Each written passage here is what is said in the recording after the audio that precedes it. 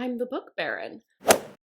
Welcome in, everybody. So today I'm really excited to be participating in the ABC's collab that has been put together by Beccie from Bex Reads. She's the one that coordinated all of this. There is a huge group of us that are all doing our own take, and in my video today we're going to be talking about the ABCs of Dark, Forbidden, and Taboo Romances. If that's not for you, totally fine. There is a whole list of all the other content creators that are participating in my description box below. There will be a list for you. There will be multiple lists for you. Now, I have to admit that the ABCs that I have brought forth for you today, it's been done with some looseness. Sometimes it's based on the title, sometimes it's based on the author's name, sometimes it's based on the series names, and other times we're just all gonna pretend we don't know how to spell. Before I actually jump into the recommendations, which because there are so many, my synopses are gonna be real brief, but I do have to warn you that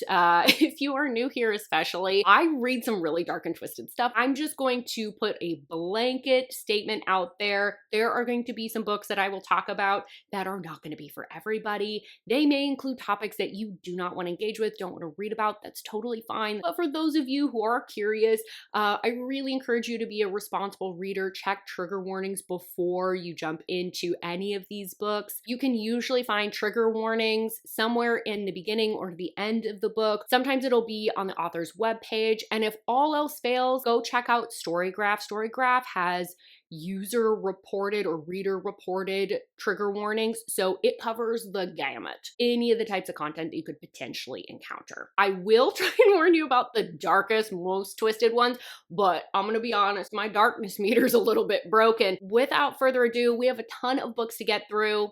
Let's just jump into our first book. So first up, we have Anointed for A, and this is by Charity B. That flows really nice.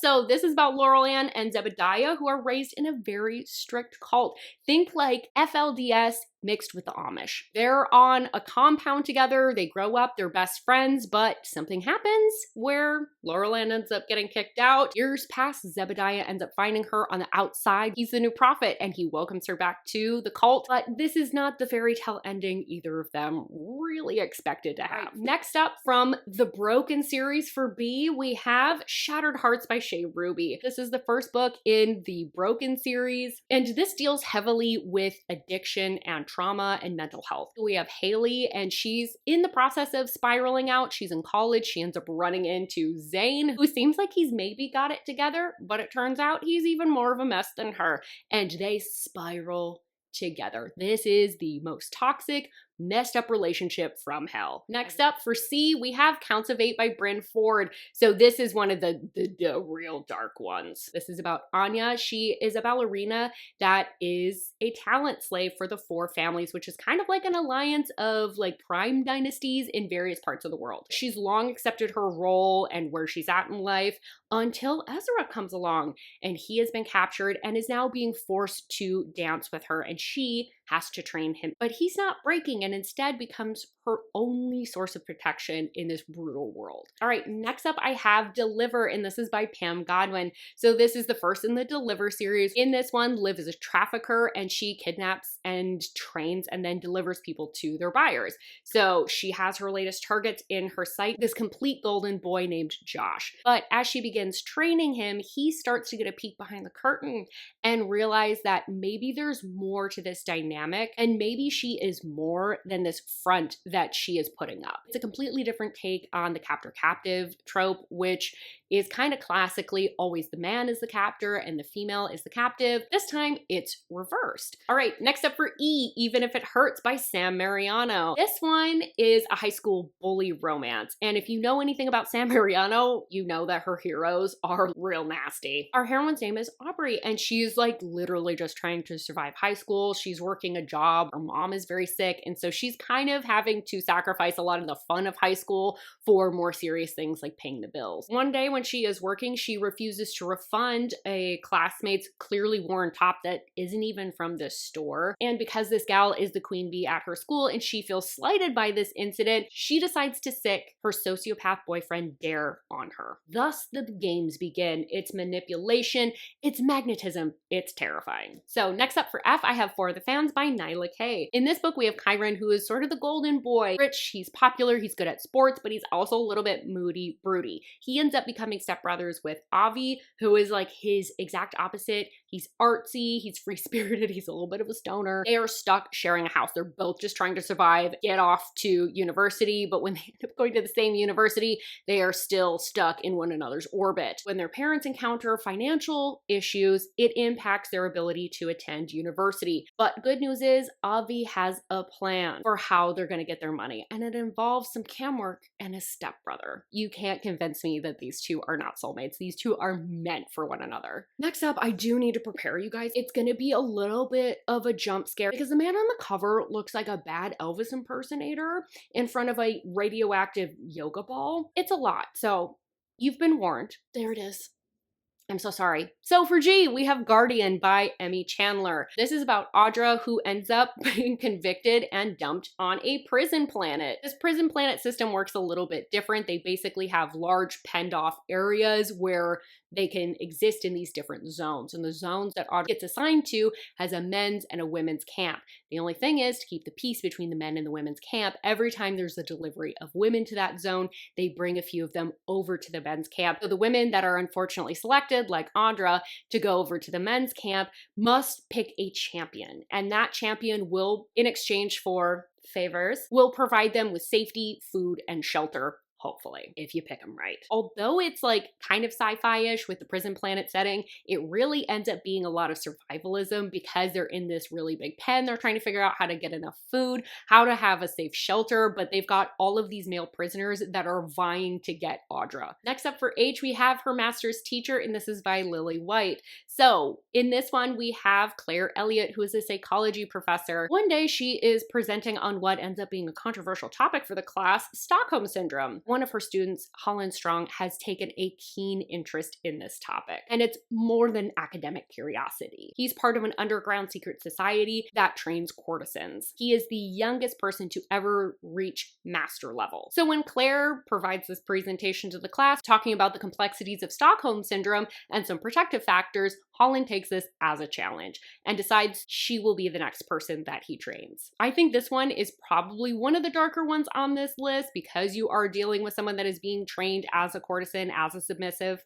Next up for I have The Initiation by Nikki Sloan. This one's actually a recent read. This one revolves around Hale Banking and Holding. Nobody knows how the new board members are selected, but there's a lot of rumors, there's a lot of whispers that one woman goes in with 9 men and then suddenly someone's a new board member. Initially, that woman is supposed to be our heroine's sister, but when something befalls the heroine's sister, she is forced to take her place, and that means that she is going to be marrying into the Hale family itself. She's doing this because her family, it turns out, is in financial ruin, so she really doesn't have another option. To become one of them, she will not only have to marry the Prince of Lies himself, Royce Hale, but mold into the person they want her to be. This is all about the mind games and the politics of the rich and the powerful. All right, next up for J, I have The Lies We Steal by Monty J. In this series and in this book, there is a wealthy and secretive small town that surrounds a university called Hollow Heights University. And our heroine is the new girl in town, which is not that common. She also doesn't come from money. She's a little bit more rough and tumble. She's got a con artist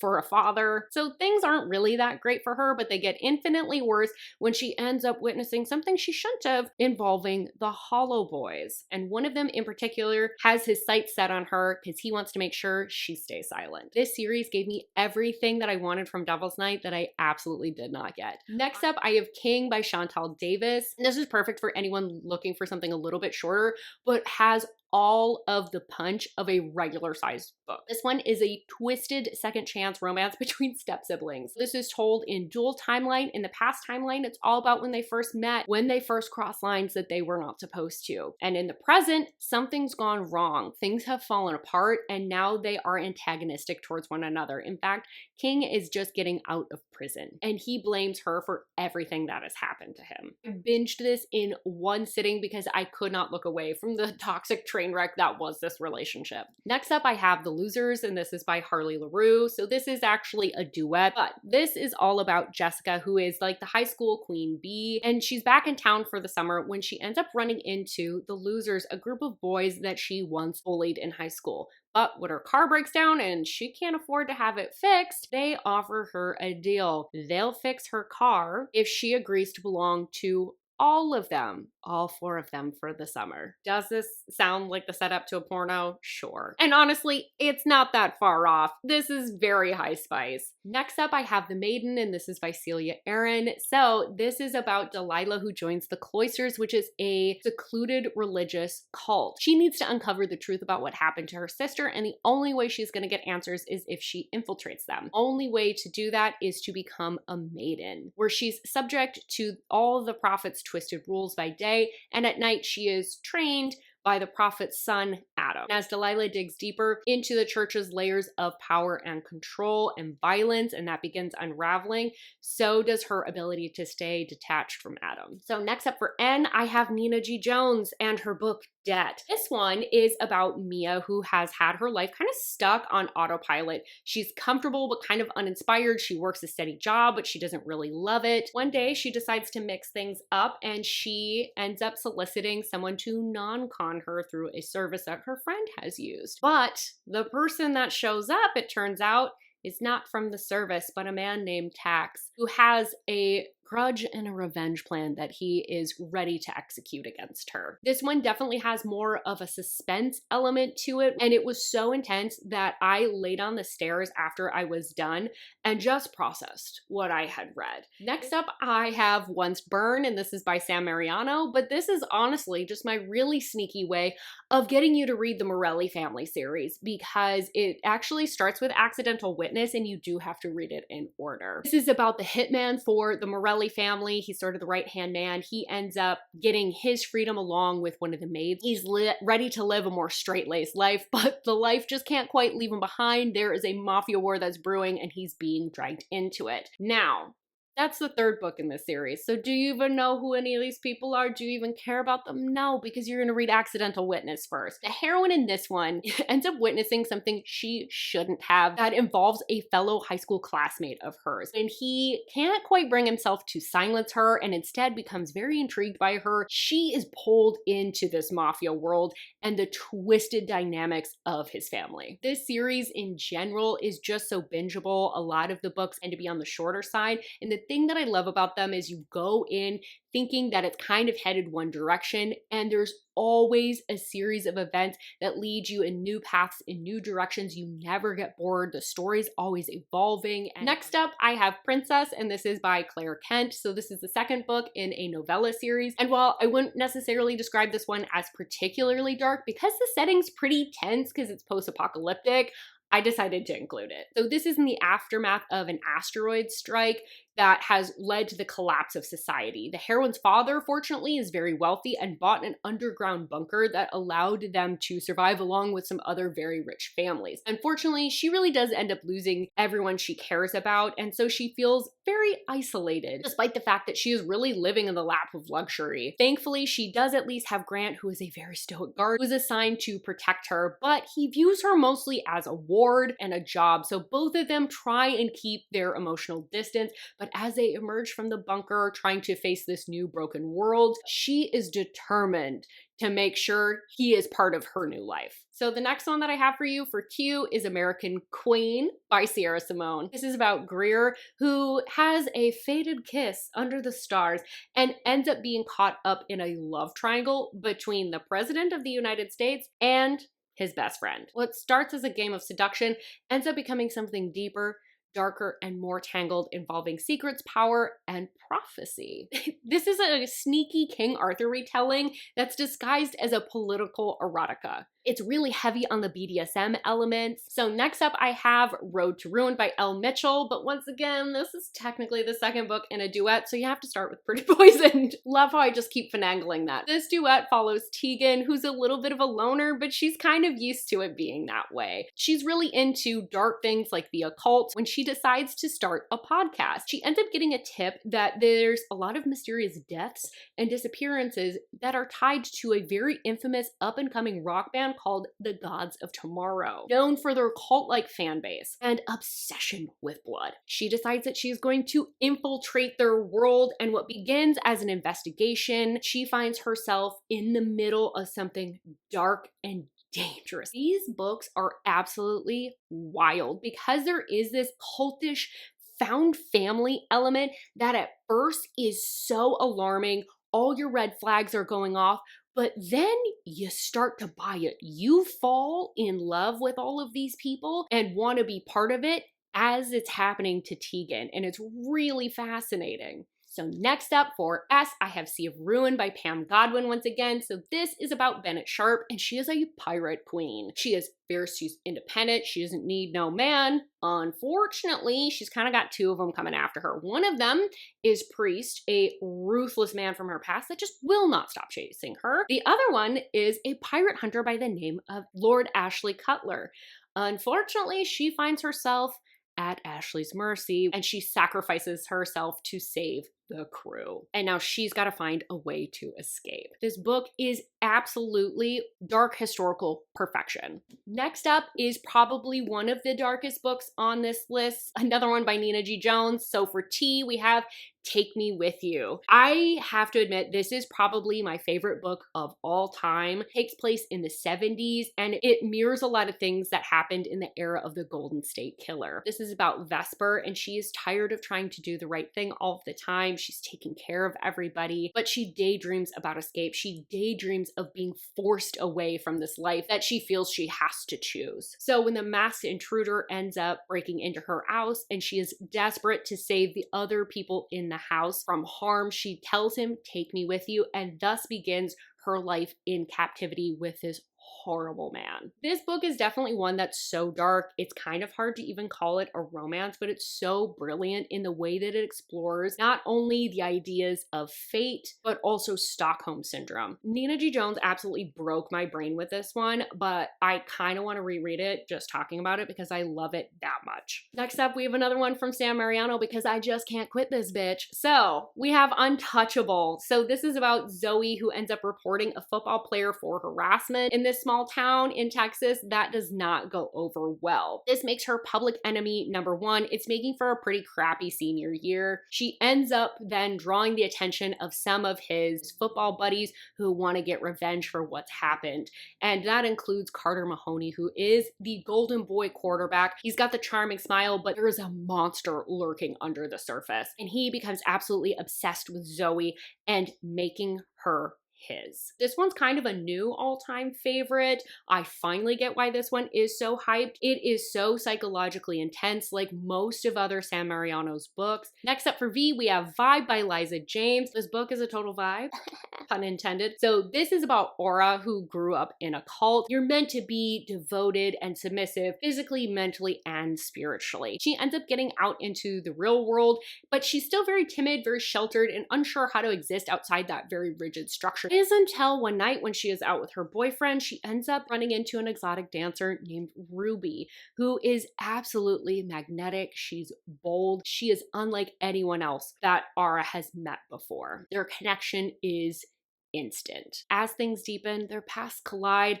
and it turns out both of them have secrets that they are going to have to reckon with. Right, next up for W, I have Welcome to the Dark Side by Gianna Darling. So this is a motorcycle club romance where Lulu, as a child, ends up surviving a shootout. She is protected by Zeus Garrow, who is the president of the Fallen MC. He ends up going to prison as a result of all of this. Lulu starts writing him because this is her hero. It's years later when the story really begins. She's 17, she's recovering from cancer, and done living the life according to everybody else. Her perfect image of the church girl, the politician's daughter, the volunteer just isn't who she wants to be anymore. So she's looking for something a little bit darker. Although Zeus is unwilling to show her at first, he gets on board quickly. All right, before I show this one, we're gonna pretend nobody knows how to spell. For X, we have ecstasy. Hooked on phonics worked for me. This one is by KV Rose. So this is a bit of a love triangle. We have Zara, Eli, and Alex, who are 3 college students. They end up spiraling down together. Zara is caught in a cycle of substance abuse. Eli is sort of this golden athlete that has a dark secret. And Alex, he's just kind of a jerk. When the 3 of them end up colliding at a party, it sets off a chain of events involving obsession, trauma. Honestly, at the beginning of this book, I thought I was going to DNF it. I thought it was going to be too much. It is absolutely drug fueled. You are watching people be the absolute messiest they possibly could be. They are terrible for one another. Although it sounds absolutely wild, really delivers on the emotional aspects. This book actually made me cry. Next up for Why by Yolanda Olson, I have 8 Days for Salvation. I'm gonna be 100% honest with you on this one. This one was on my worst of the year list last year. I stand by that, but it has a weird place in my heart where I just can't quite let it go. So a woman ends up waking up in captivity. She is down in this basement area in this prison with a bunch of other women, with a man who claims he is saving her. He keeps her blindfolded and is attempting to shield her away from the horror surrounding life, as she is the only one left though.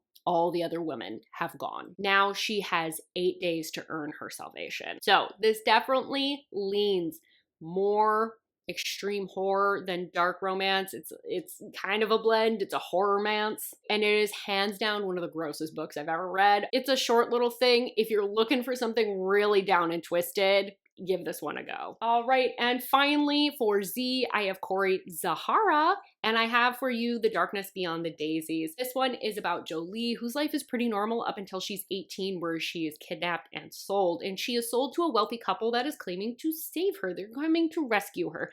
The only thing that they ask of her, befriend their very lonely son. But it turns out that that request is not as simple as it initially seems. And as she pulls back the layers, this family is a lot more twisted than when they first appear. This one is definitely haunting. It deals with issues of mental illness. There is a captor-captive element. There's huge issues with family dysfunction and abuse. Get 2 wildly different timelines, one where she's initially captive and one where she's gotten out and someone has chased her down and wants to make her captive again. All right, so that is my wrap on the ABCs of Dark, Forbidden, and Taboo Romance. If you don't know how to spell, I definitely hit all the letters. Actually, now that I'm realizing I didn't double check that I hit all the letters, I really hope I did. Hopefully I helped make your TBR just a little bit more unhinged with at least one of these recommendations. So definitely let me know down below which books you've read, which ones you're adding to your TBR, and which letters you would have swapped out for a different book. I'd be really curious what letters you would redo. I would love to see everybody's take on this. Thanks for hanging out with me today.